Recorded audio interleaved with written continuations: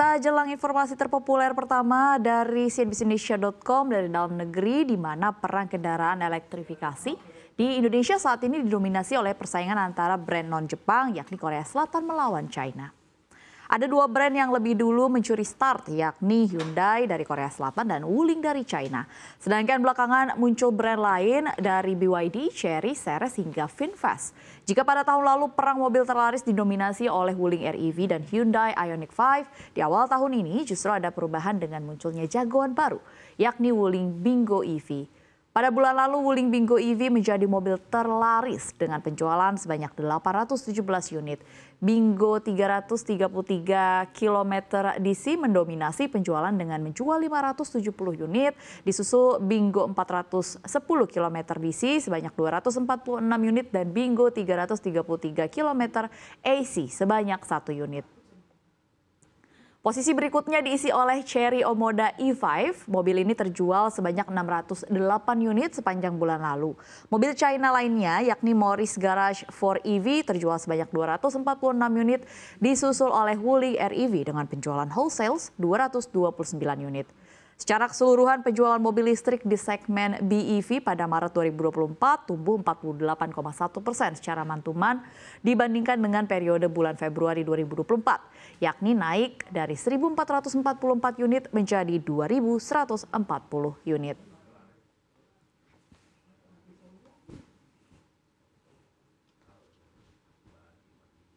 Pemirsa, kita ke informasi terpopuler yang kedua, di mana Amerika Serikat kembali melempar bom ke Rusia dan China.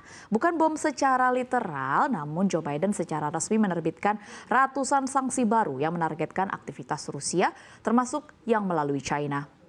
Rusia sendiri sebelumnya memang telah disanksi Barat akibat perang di Ukraina. Sanksi baru ini juga terkait hal tersebut, di mana sejumlah perusahaan China dianggap diam-diam memberi dukungan ke militer Rusia.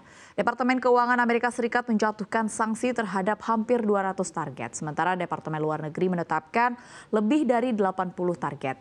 Sebanyak 20 target merupakan perusahaan yang berbasis di China Daratan dan daerah otonomi khusus Hong Kong. Dukungan China terhadap Rusia memang menjadi salah satu dari banyak isu yang mengancam perbaikan hubungan antara kedua negara dengan perekonomian terbesar di dunia tersebut. Bukan hanya China, disebutkan pula bahwa sanksi juga diberikan ke perusahaan lain di Azerbaijan, Belgia, Turki, Uni Emirat Arab, dan Slovakia. Karena diduga memungkinkan Rusia untuk memperoleh teknologi dan peralatan yang sangat dibutuhkan dari luar negeri.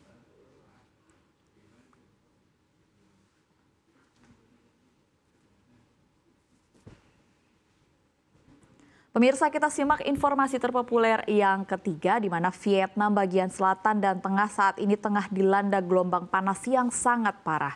Akibat fenomena ini, ratusan ribu ikan mati di waduk di Provinsi Dong Nai, Vietnam Selatan. Media setempat menunjukkan warga berperahu melintas waduk Song Mai seluas 300 hektar. Terlihat bagaimana air hampir tidak terlihat, sedangkan ikan-ikan mengambang karena sudah mati. Menurut laporan media, daerah tersebut tidak mengalami hujan selama berpekan-pekan dan debit air di waduk terlalu rendah. Hal itu membuat ikan tidak dapat bertahan hidup, namun upaya tersebut tidak berhasil. Tak lama setelah itu banyak ikan yang mati dan laporan media lokal menyebutkan sebanyak 200 ton ikan mungkin telah musnah.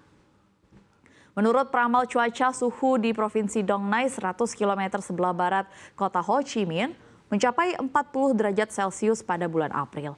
Ini memecah rekor suhu tertinggi yang tercatat pada tahun 1998, di mana suhu yang melonjak bak neraka juga berdampak pada negara tetangga lain seperti Kamboja, di mana suhu tertingginya bisa mencapai 43 derajat Celcius.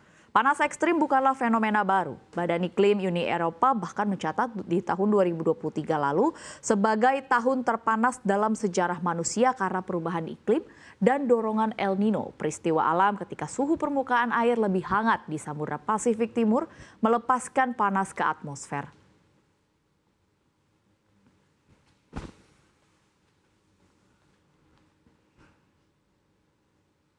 Informasi yang terpopuler yang terakhir adalah di mana hujan lebat melanda wilayah utara Arab Saudi sehingga menyebabkan banjir di negara Timur Tengah tersebut. Penutupan jalan dilakukan dan sekolah-sekolah membatalkan kehadiran tatap muka di tengah peringatan perjalanan yang dikeluarkan oleh otoritas meteorologi kerajaan tersebut. Banjir bandang di Provinsi Al-Ula dan Al-Madinah pada Senin 29 April waktu setempat turut menggenangi rumah bagi Masjid Al-Nabawi, situs tersuci kedua umat Islam, dan tempat pemakaman Nabi Muhammad. Rekaman yang dibagikan di media sosial menunjukkan hujan deras di dekat masjid. Hal ini terjadi beberapa hari setelah banjir bandang melanda negara tetangganya yakni Uni Emirat Arab dan Oman. Peristiwa yang jarang terjadi sepanjang tahun ini sebagian disebabkan oleh perubahan iklim. Pada November 2022, Arab Saudi dilanda banjir pesisir akibat hujan lebat yang melanda kota Jeddah hingga menewaskan 2 jiwa. Banjir di Jeddah merupakan masalah yang berulang karena kurangnya saluran air hujan. Banyak kota di negara-negara Teluk dibangun tanpa sistem drainase badai yang memadai karena perencanaan kota pada abad ke-20 tidak mengantisipasi perubahan dramatis di daerah Semenanjung Arab yang biasanya gersang. Pusat Meteorologi Nasional Saudi NCM mengeluarkan peringatan merah untuk wilayah Al-Madinah pada Senin lalu. Pasalnya NCM memperkirakan masih akan terjadi hujan lebat selama periode ini, disertai angin kencang, berkurangnya jarak pandang, hujan es, dan potensi banjir bandang. La ilaha illallah.